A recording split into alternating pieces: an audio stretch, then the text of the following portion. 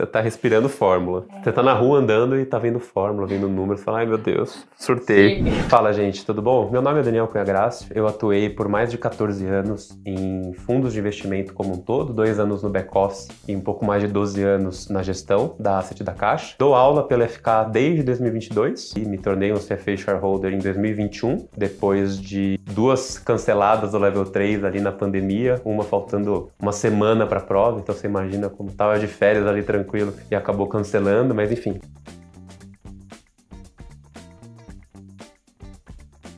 Gente, o muito legal do CFA não é só o conteúdo técnico que te ajuda muito. Eu lembro até de um colega que trabalhava comigo, ele falava, cara, é nítido quando você estudou para um CFA, para um dos levels do CFA, que você muda parece que de patamar aqui no trabalho. Ele falou com referência à minha performance, era um negócio que eu já sentia. Por quê? Porque não é só o conteúdo, é o quanto você tem que falar não para todas as outras coisas. Esse é disparado o mais difícil. Não é o estudar, é o não fazer o resto, é o não ir pra festa, é o não ir beber, é o não, não. Os vários não você tem que falar, que você tem que pôr uma carga de horário, de disciplina de 2 horas diárias, horas de fim de semana. Você vai ter que abrir mão de coisas, especialmente naquela reta final, porque é muita matéria, é muito conteúdo e você já chega pro jogo pra jogar a final, né? E a final não é contra um time qualquer. Eu falava pra mim mesmo que eu vou jogar contra o Barcelona, eu quero ser o Real Madrid ou o time da segunda divisão. Eu quero chegar sendo o Real Madrid. Não quer dizer que eu vou ganhar, mas pelo menos eu tô em condição de jogo ali. E você já chega na final da Champions ali pra decidir. Não tem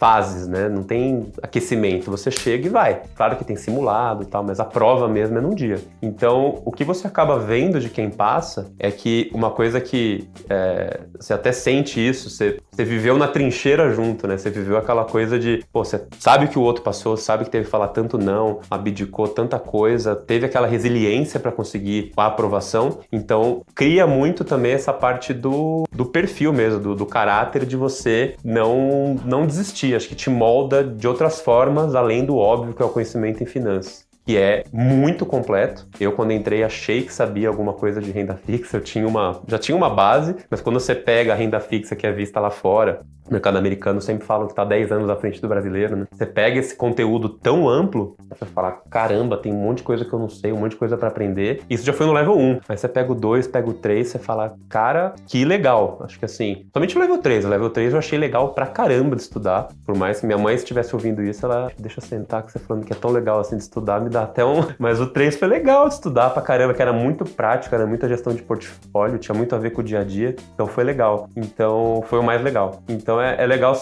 e é bacana você ver essa evolução. Você pega o 1, que é uma grande peneirada com questões rapidinhas ali e tal, o 2 já dá uma aprofundada e o 3 ele pega tudo isso que você viu e tenta pôr da forma mais prática possível pra você ir pro jogo. Então... É uma certificação bem diferenciada de outras que eu já vi e que eu até já tirei na vida e de fato eu achei bem desafiador. Eu olho hoje algumas aulas que eu dou, vejo os alunos vendo outras matérias, eu falo, cara, como é que eu aprendo isso daí mesmo? E não é falsa humildade não, você olha e fala, cara, que beleza, hein? Que alívio que eu já passei, porque é muita coisa mesmo.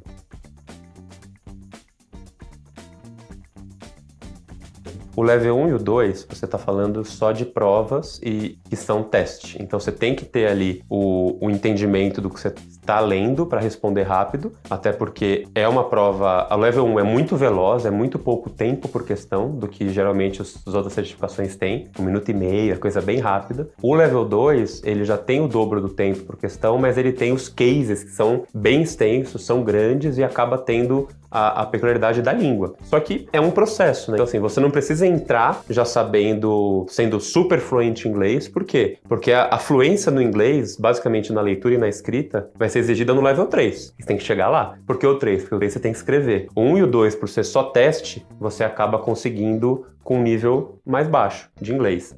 Básico, não recomendaria. Intermediário, vai depender do nível que você tá ali. Daria para eventualmente tentar encarar um 1, sabendo que você vai ter mais desafios da língua e vai ter que possivelmente gastar mais do que aquelas 300 horas recomendadas. Por quê? Porque você tem um desafio adicional de, enquanto você estuda, ficar familiar com o idioma. Não é trivial você pegar para ler um conteúdo e começar a ler só o inglês. Só que como você tem que estudar 2, 3 horas por dia, você vai estudando estudando, vai indo, vai ficando fácil. Então chega uma hora que você tá lendo inglês igual ao português tranquilamente, a coisa fluiu. Só que, de novo, é sempre bom ter isso claro que é exigido que você saiba inglês. E tem uma coisa também do brasileiro, que eu acho que eu vejo muito, eu vi muito no trabalho, você vê quando você viaja pro exterior e tal, parece que o brasileiro ele só quer se expor na língua externa quando ele acha que ele domina 100%, né? Então, eu só vou falar inglês na Inglaterra, nos Estados Unidos, ou espanhol na Espanha quando eu for o suprassumo. E você vê muitas vezes um gringo que vem pra cá, a pessoa tá aqui há 10 anos, não consegue falar um português direito, e ela tá tranquila por quê? Porque você tá entendendo. Então, assim, você não precisa achar que o seu nível de fluência tem que ser igual de um americano nato. Por quê? Porque nunca vai ser. A pessoa nasceu lá. Então, assim, você acho que tem que calibrar também, muitas vezes, essa autoexigência que eu já tive, várias pessoas que eu conheço já tiveram, que às vezes é legal você ter em mente, que não precisa ser fluente igual um nativo, mas tem que conseguir pegar um texto para ler ou uma página, duas, não demorar 2, 3 vezes mais que um texto em português, por exemplo. Isso também vem com o tempo. Então, tem essas peculiaridades da língua, sim. O fato de não saber inglês, eu realmente acho que acaba sendo uma barreira, mas, de novo, para mim é uma barreira maior do que às vezes as pessoas pensam. Por quê? Às vezes, antes de desistir só porque tem o inglês, tenta. Que seja comprar uma apostila, que seja olhar o curso CFA Essentials que a FK tem, que seja olhar vídeo no YouTube, ler matéria a respeito, ler blog, dá uma olhada. Por quê? Porque às vezes aquele pavor de agir ex ante, de achar que você eu tenho que ser o magnânimo no inglês. Você não vai ser. Quando você começa, você vai ler, você fala, cara, tem um monte de termo. Level 1, quando eu peguei, eu já tinha um nível de inglês razoável, bom ali, avançado. Eu pegava e do lado tinha o celular para pegar umas palavras. Por quê? Porque, cara, você pega a minha apostila que eu estudei da Kaplan, tem um monte de setinha de esse termo é isso e aquilo, isso aqui é tal. Por quê? Eu não sou fluente, eu não sou nativo do inglês, eu não sou... Não é tão trivial assim, você de repente pegar 5 apostilas, simulados e tudo pra ver. Mas aí vai de novo, quanto você quer e quanto tempo você quer pôr.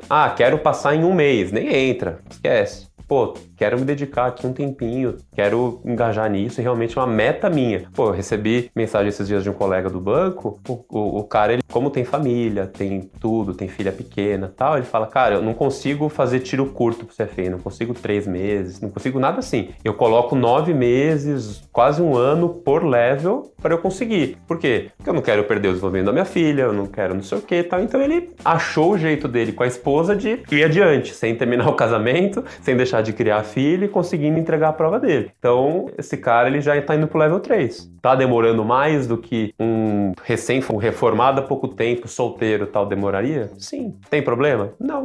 Depois que você passa...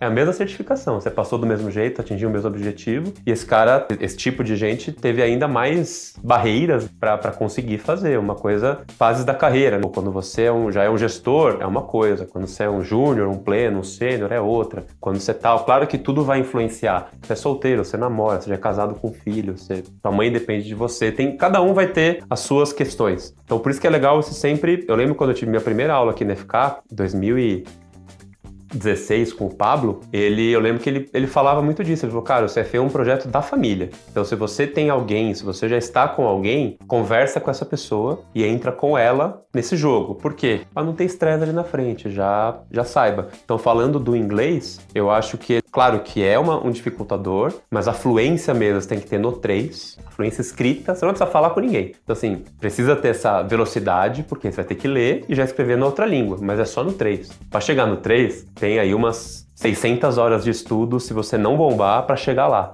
Então dá tempo de desenvolver. Fora o tempo do 3, que você vai ter bastante prática. E não precisa fazer redações, etc. Tudo bullet point, rapidinho, direto. Não precisa nada além. Então, eu acho que o medo muitas vezes paralisa de você ir atrás de tentar fazer. De novo, antes até de experimentar. Você fala, não, tem inglês, não vou. Não sei que não sei nada de inglês, é uma situação. Pô, já tenho uma noção, já tenho uma vivência. Cara, se planeja. Muda o celular, a configuração dele para inglês. Para começar a ter o idioma no seu dia a dia. Começa a olhar outras coisas, ver outras páginas em inglês na internet, não fica vendo só site em português, abre um jornal americano, abre notícia americana, abre uma Bloomberg, etc. Vai mexendo com o inglês, porque é assim que você ganha proficiência. Depois que você pega o jeito, eu deixei todas as minhas partes, aparelhos tecnológicos, sites, é tudo em inglês. Por quê? Porque eu não quero perder. Depois que eu tive essa arrancada pro CFA, você pega meu celular, meu tablet, meu computador, qualquer coisa tá em inglês. Por quê? Pô, eu fico com os dois idiomas com bastante proficiência e fico tranquilo. Então, acho que vai muito daí. E aí, você planejar, pô, não tenho nada de inglês. Cara, então beleza, vou pôr um ano pro CFA. Primeiros 2, 3 meses eu vou dar uma arrancada nisso. Baixa um aplicativo e você consegue desenvolver isso daí. E quando a gente fala de inglês pro CFA, muitas vezes tem aquele medo de ser um inglês extremamente técnico. E isso é uma verdade em partes. Porque, por exemplo, tem boa parte da matéria, 10, 15% de cada prova ali, que é ética. Não vai ter termo especificamente técnico do mercado, muitas, não vai ser recheado disso. E mesmo outras matérias, você tendo a fluidez do texto, você já está acostumado a ler um livro em inglês, como eu comentei, né? Você já pegou a familiaridade com o idioma, você vai se deparar com alguns termos técnicos? Óbvio que vai. É uma prova de finanças. Deixa um dicionário do lado, deixa um aplicativo do lado, e você vai na hora traduzindo. Então você acaba só estudando pro CFA e leva junto uma proficiência em inglês, que é bom pra caramba, né? E te abre mais leques ainda, te abre até na vida pessoal, você viajar pro exterior, você conversar com algum gringo que veio pra cá, alguma coisa, e você ter segurança no teu inglês, você conseguir falar melhor, falar, pô, é super legal isso. Então, de novo, eu volto pro ponto do quanto que às vezes a gente não coloca esse medo sem nem ter visto o que é. E dá pra você pelo menos ter esse cheiro, ter essa ideia, às vezes sem até gastar dinheiro. Você pode pegar algum vídeo, pode pegar um material emprestado, pode olhar na internet alguma coisa a respeito e ver o quanto que você tá descalibrado daquilo. De novo, não precisa paralisar, dá uma assuntada antes e não no primeiro contato já não fica com pânico, porque o primeiro contato sempre às vezes é mais difícil. Você vai até hoje, eu vou dar uma primeira aula de um tema, hoje inclusive eu tenho uma. É diferente de dar uma matéria que eu já dei 10 vezes. Pô, renda fixa level 2, eu já dei várias vezes essa matéria. É muito mais fácil. Por quê? Porque eu já fui exposto a várias turmas, a um monte de gente, já vieram perguntas de tudo que é jeito, perfis diferentes, é muito mais tranquilo vir dar uma aula dessa. Uma aula a primeira vez, você fala, pô, li o conteúdo, tô sabendo, tô manjando, em tese tá completo, mas às vezes tem aquele aluno que vai olhar um ponto e fazer uma pergunta que eu vou olhar e falar, saiu nada antecipado não. Na hora tenta responder, se você souber, se não der, você fala, pô, vou ver, te volto no intervalo, te volto na próxima aula, normal. Então é normal em qualquer situação. Então é legal você, de novo, não travar sem nem ter dado uma olhadinha. Ainda mais se você já passou por outras certificações. Você pega um CGA, um CFP, eles têm vários pontos que vão conversar com o CFA. Um level 1 do CFA com o CGA, é que hoje não é só CGA, né? Na minha época era CGA, agora é CFG, CGA e CGE, juntos três. Lembra muito um CFA level 1. Então assim, você já tem o grosso ali, é só você adaptar para o inglês, vai complementar mais coisas, vai ter a dificuldade de ser num dia só, às vezes da outra vez você quebrou os três, então por isso que dificulta mais, né? Você vai ter essa barreira. Então, mas de novo, eu não deixaria paralisar sem dar uma olhada, porque, de novo, o ganho depois é muito legal, acaba te abrindo oportunidade de carreira. Pô, eu nunca imaginei que eu fosse virar professor, ainda mais do CFA. Você fala, cara, isso aí não tava nem... Quando eu falei com o FK era pra ser CGA, tal, já passou no CFA e tal. Eu falei, vamos ver, vamos tal. E agora tá aí, já passou 3 anos aí. Então acho que é isso, dá um pouco a cara a tapa, é bom. E muitas vezes quem vai pro CFA já passou por outras certificações também, mais difíceis aqui brasileiras ou tal, já dá pra entrar em campo. Mas, de novo, sabendo que é um desafio bem grande e combinando o jogo com as suas partes ali familiares, com seus contatos.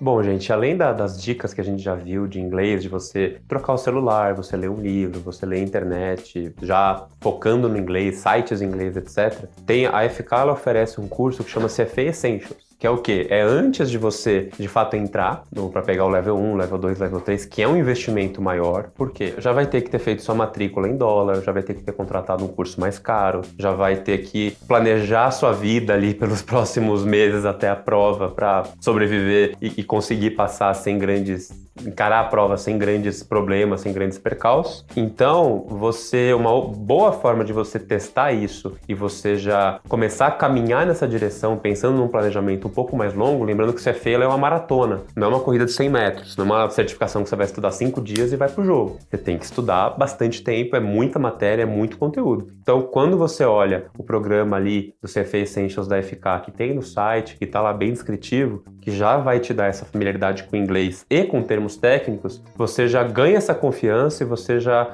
te auxilia muito a você, pro level 1, já entrar com uma capacitação e com uma noção muito maior de diversos conceitos que vão ser vistos depois. Porque, de novo, cada aula que a gente tem aqui do CFA, quando você já está no level 1, por exemplo, cada aula é muito carregada. Eu lembro quando eu cheguei para minha primeira aula aqui, eu cheguei perdidaço, peguei uma aula do Pablo de métodos quantitativos, não tinha lido, eu vi que as pessoas já tinham lido a matéria e tal, eu achei que era para só ver a aula e depois ia ler, o pessoal já estava indo para segunda apostila. Em uma aula de métodos quantitativos de 3 horas, ele deu tudo que eu sabia e mais um pouco da matéria. Eu falei, cara, o buraco é mais embaixo, eu preciso dar ou eu cancelo ou eu reajo. Como eu não sou de cancelar, eu reagi, eu me matei de estudar e deu certo. Mas, de novo, se eu tivesse talvez me preparado melhor, visto um pouco ali melhor, não teria talvez passado esse susto ali no dia 1, já teria um pouco mais essa sensibilidade. Então, uma boa forma também de você ver isso é dar uma olhada nesse plano, nesse pacote aqui da FK, que é o CFA Essentials, para ver se te ajuda a perder esse medo, essa paralisia, às vezes, que o inglês vai te causar. Termos técnicos, medos, às vezes, podem ser infundados. E por mais que você eventualmente não vá para o CFA agora, já peguei essa familiaridade. Aí não quero perder. Continua lendo, continua estudando. Às vezes já compra o material e lê por conta, depois vai pra aula. É sempre legal você pensar isso, né? Ir pra aula depois de já ter lido. Por quê? Cara, de novo, você vai ser massacrado de conteúdo numa aula, é muito conteúdo por aula, porque tem que ser, é muita matéria, em pouco tempo. Se você não leu antes, não tem essa familiaridade, você vai olhar aquela matéria e vai falar, meu Deus do céu, o que é isso? Às vezes você já leu, é muita coisa, mas é factível, dá pra encarar aqui. Então, acho que é um caminho bem legal aí que dá pra dar uma olhada. Bom, gente, aí, quando você chega pra fazer a prova, agora a prova ela já é computer-based, não é mais em papel. Lá no passado, pra quem é dinossauro, você tinha que ir pra uma... Era até legal, dava aquele medo. Você via todo mundo chegando no sábado de manhã num hotel, lá num galpão do hotel, com aquela cara de acabado, todo mundo gordo, meio sujo. Olhando, depois que você passa é legal. E você chegando junto, pessoal de moletom, de chinelo, todo mundo largado para fazer junto num grande galpãozão lá a prova. Hoje já é diferente, você já escolhe a data, tem várias datas, você faz umas turmas menores. Mas o que não mudou de lá para cá?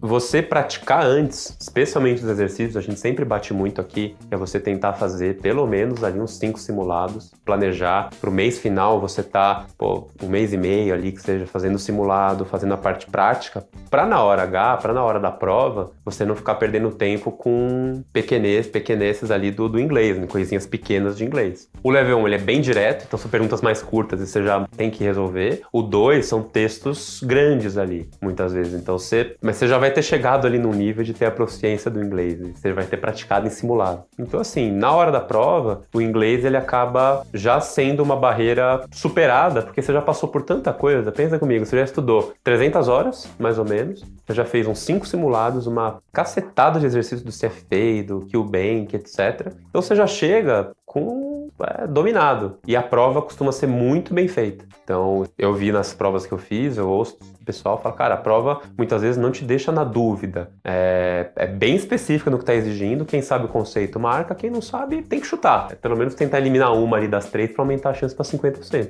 Mas na hora que você chega para a prova, você já está voando no inglês, voando na parte conceito, nessa parte, e acaba não sendo uma barreira. Por quê? Ela já foi. Ela já foi quando você começou um CFA Essentials, quando você pegou um level 1, começou a ler e tava, caramba, não tá rendendo igual rende em português. Normal, é normal. Você tá lendo em outro idioma, você não tá acostumado. Então, você vai ter mais dificuldade. É óbvio, não tem, sou burro, não, simplesmente uma pessoa normal. Aí, conforme você vai ali, primeiro dia, segundo, dá uma semana, 2, você já, né? Você manteve ali a consistência dia a dia, o cérebro é muito capaz, ele adapta muito rápido, a coisa flui. E aí, quando você chega na prova, o inglês já tá ali afiado e tranquilo. Bom, gente, uma vez que você já tá inscrito, já começou os estudos, já rodou as aulas, já tá ali, reta final.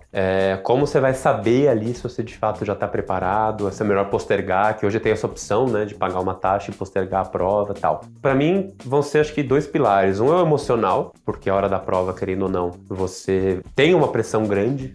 De novo, é uma decisão ali, você já chega pra jogar a final da Champions de uma vez só e você tem que estar com a confiança em dia. Você tem que estar com a cabeça boa, tem que estar tranquilo pra conseguir performar bem ali. Mas um grande indicador é como você está indo nos simulados e no QBank, principalmente os simulados. Por isso que eu falo para os alunos sempre, simulado é para simular tudo. O que é simular tudo? Cara, eu agendei minha prova para as 9h42. Já vai fazer o simulado exatamente. Que horas eu vou começar o simulado? 9h42. E o meu intervalo? E o que eu vou comer? E minha água? É exatamente igual. Por quê? Para quando chegar na hora que você sentar na prova, tá tudo replicado. Você fala, pô, 9h42, 9h42. X hora depois eu parei, fui pro carro, meia horinha, uma horinha, vê o tempo que você vai usar, reviso alguma matéria ou não, vou meditar, vou ouvir rock, vou dar uma volta no quarteirão, escolha livre, e aí você volta.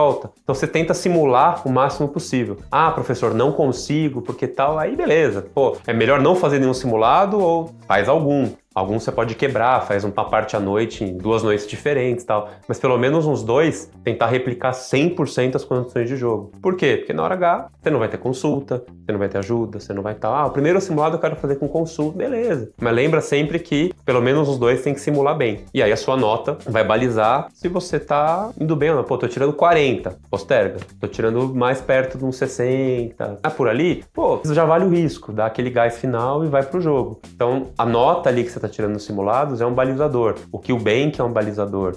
E acaba tendo muitas vezes, na plataforma do CFA tem esse comparativo ali, tem o quanto você está tirando, tem algumas formas de você ter essa referência. Você vê como você está, pô, tô indo muito pior que todo mundo. Então, volta um pouco, muda a forma de aprendizado, tem várias formas. Não é só ler e ver aula, é você tentar falar com alguém, é você ajudar o outro a tirar dúvida, porque às vezes eu tô voando em renda fixa, mas tô péssimo em FSA, e meu amigo ao contrário. Troca, tira dúvida, cria um grupinho ali, e vai um tirando dúvida pro outro, isso aí ajuda pra caramba. Eu lembro de, pô, o pessoal achava que eu era, trabalho em renda fixa, jogava um monte de coisa pra mim no level 2, que é bem difícil. Aí vinha umas dúvidas que eu não tinha a menor noção, só que eu falava, cara, beleza, chegou, eu vou resolver. Aí eu ficava, às vezes, meia hora pra responder a dúvida de uma amiga minha, de um amigo meu, e aquilo lá me levava pra uma profundidade de conteúdo que aprendia mais coisas ainda que eu imaginava. E o contrário também, eu não era muito bom em métodos quantitativos. Eu falei, pô, Bia, uma amiga minha da época, me ajuda aqui. Aí ela vinha e mandava um áudio, eu falei, nossa, maravilhoso.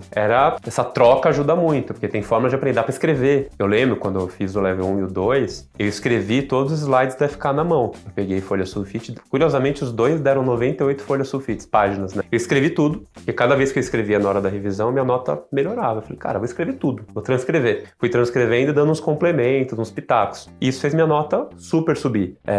Alguma matéria que eu tô com mais dificuldade, vai pro conteúdo original do CFA, busca outra fonte de informação, vai atrás de outras formas. Por quê? Porque não tem problema você não entender, às vezes, de um determinado jeito. Às vezes eu tô ensinando de um jeito e falo, você não foi claro, mas teu amigo vai te falar de uma forma que fluiu. Ótimo, maravilhoso. O importante é você entender, passar e ir bem. O objetivo de todo mundo aqui é esse. Então é legal você ter essas coisas na cabeça. Às vezes umas loucurinhas ali que você vai entrando, escrever na parede as fórmulas e tal. Cara, normal. Você manda bala. Você fala com quem estuda pra isso, ninguém acha loucura, ninguém acha que é coisa exagerada. Fala, cara, escrever na porta de sair de casa, escrever lembrete no celular, escrever na cabeceira da cama, normal. Você vai fazendo o que precisa pra gravar tudo aquilo de fórmula, aqueles conceitos e tal, pra performar bem no exame. Bom, gente, aí quando você chega no level 3, você já tá voando no inglês, porque você já consumiu ali pelo menos umas 600 horas da sua vida só pra prova do CFA, mais ou menos. 600 do level 1 e 2, o 3 você ainda vai estudar bastante horas e depois você vai fazer a prova. E aí tem uma dúvida muito grande, eu tive, todo mundo tem, porque é normal, de você... Como que eu vou fazer as respostas dissertativas? Porque às vezes a gente é ensinado de uma forma na escola, a gente fala às vezes de uma forma mais prolixa, mais completa, enquanto outros são mais diretos. O que a gente sempre acaba recomendando? Respostas o mais diretas possíveis, porque geralmente quem sabe do assunto não fica dando volta. Você sempre dá muita volta quando você não sabe tão bem do que você está falando. Aí você tem que dar aquela...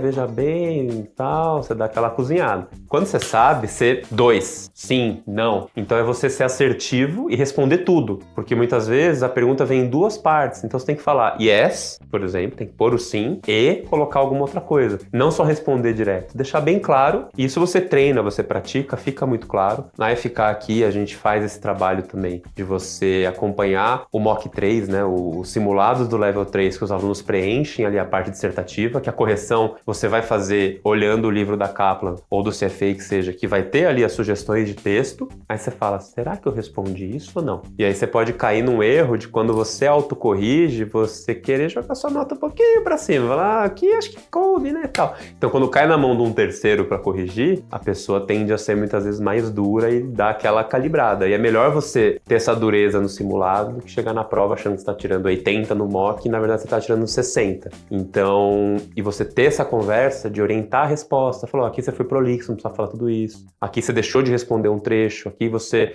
se ele fala describe, tem que descrever. Se ele fala indicate, se ele fala, enfim, depende da palavra que ele usou, e aí entra o inglês também, mas você já vai estar voando ali, você responder objetivamente. E geralmente é bom você fazer em bullet points, e fica bem claro.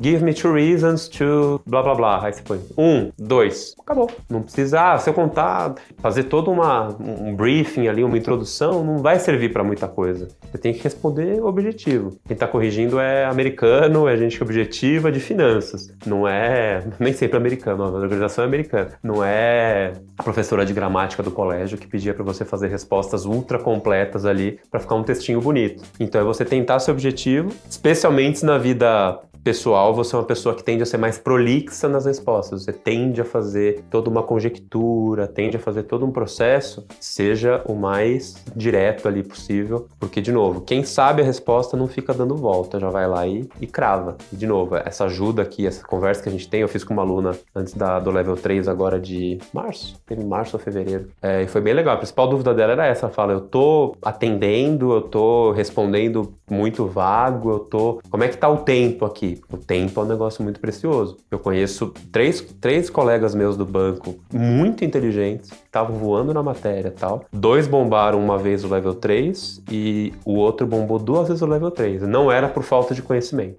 Longe disso, bem longe. Era falta de traquejo, falta de velocidade na resposta. Então, acabaram deixando muitas vezes questão em branco. Deixar questão em branco dificulta muito a vida. Então, você ter essa rapidez na resposta, e claro, vai entrar o entendimento no inglês, que a gente comentou, e a objetividade na resposta, atendendo ao que foi pedido. Não adianta sempre prestar muita atenção a identify and explain. Primeiro você identifica, tá? E aí você explica. Sucinto, direto. Não sai explicando direto. Então tem que prestar coisinhas, às vezes, bem triviais, bem bestas, que fazem bastante diferença. Bom, gente, então obrigado por terem assistido o vídeo. Espero que tenha ajudado a quem tá na dúvida aí a se jogar nessa aventura maravilhosa que é o CFA. Quando você passa, vira maravilhosa.